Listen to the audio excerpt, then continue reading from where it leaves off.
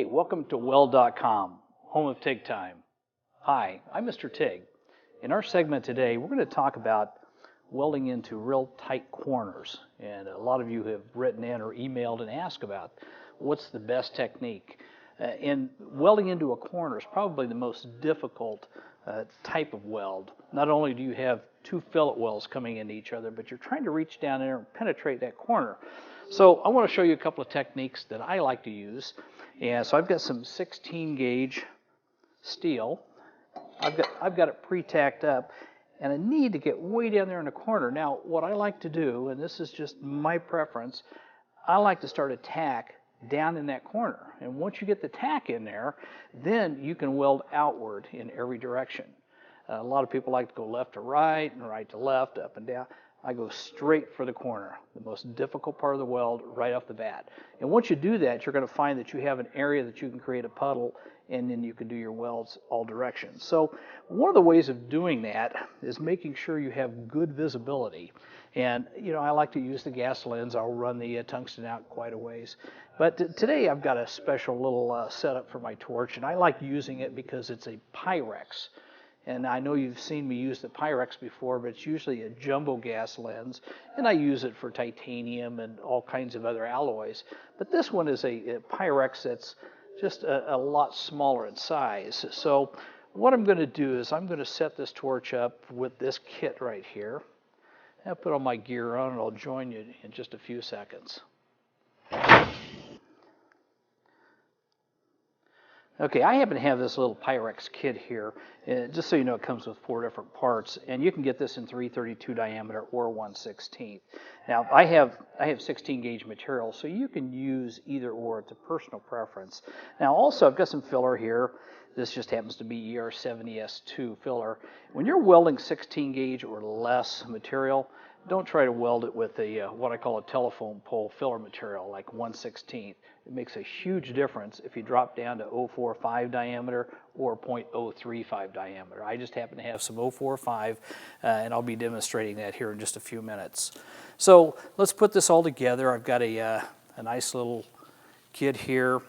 I've got to put the collet in place. This is a wedge collet, by the way, and you can see right here, I've got a screen. So it is a gas lens. It does allow you to stick the tungsten out a little bit further if you'd like to. And I like to hand tighten this stuff. Okay, so now this is like a compression fit. You'll see this is a high temperature O-ring, and what I do is I just press, and it's in place and it's tight. So I've got this laser tungsten 332 ground to a point. I'll go ahead and put that in. And my stick out may be a little bit more than normal, but when you're welding into a corner, I'm at 15 CFH of argon, and corners cover very, very well. It captures the argon, so you don't have to have a tremendous amount of argon. So what I'm going to do is I'm going to put my hood on, but what you're going to see is that I'm going to reach down into this corner right here, and I'm going to get the cameras in here so they do a real close-up. And you may see me swirling just a little bit, just to get all 3 materials to kind of wrap around and dab a little filler at the same time. Once I get that tack, everything is golden. I can just actually start welding any direction I want from there. So I'm going to go ahead, and next thing you're going to see is the arc.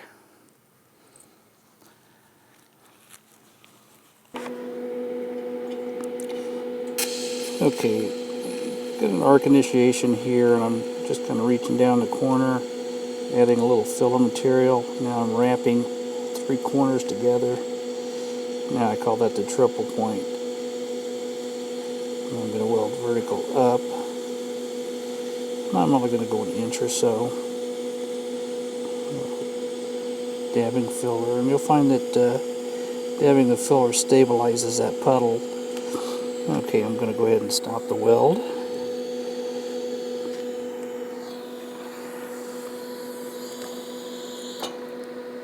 And you visually can see that all 3 corners are wrapped together. So I'm going to tie in right here, and I'm going to weld this direction, and then I'll tie in here and I'll weld this direction.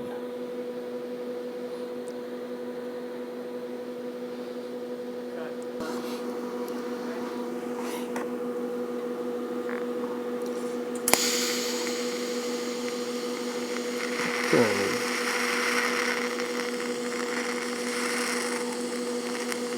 And so I started right in the triple point again. Got a nice little fillet weld going. And I'm just about done.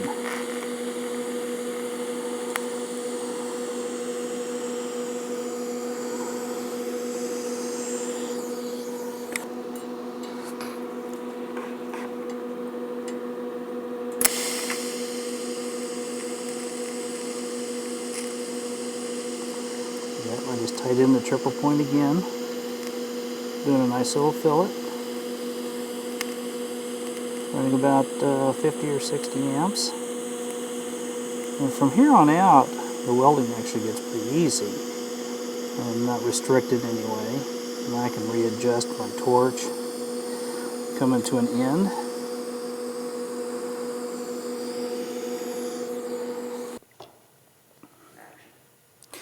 Okay, now let's review the steel that we were welding. This is a 16 gauge steel, and what you'll notice when you're welding steel, especially in car restorations, is you get a little bit of rust. And in that rust, you're going to find your puddle get a little bit unstable.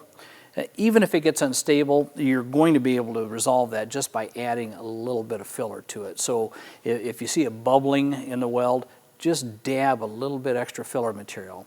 Now this is ER70S2. It's got some deoxidizers in it, and it helps stabilize your puddle. So just keep that in mind. Just watch it smooth out. I want to give a special thanks to a company that donated a welding machine that we could use during this show. They're called WeldSmart. Thank you very much. And thank you for watching TIG Time. I'm Mr. TIG.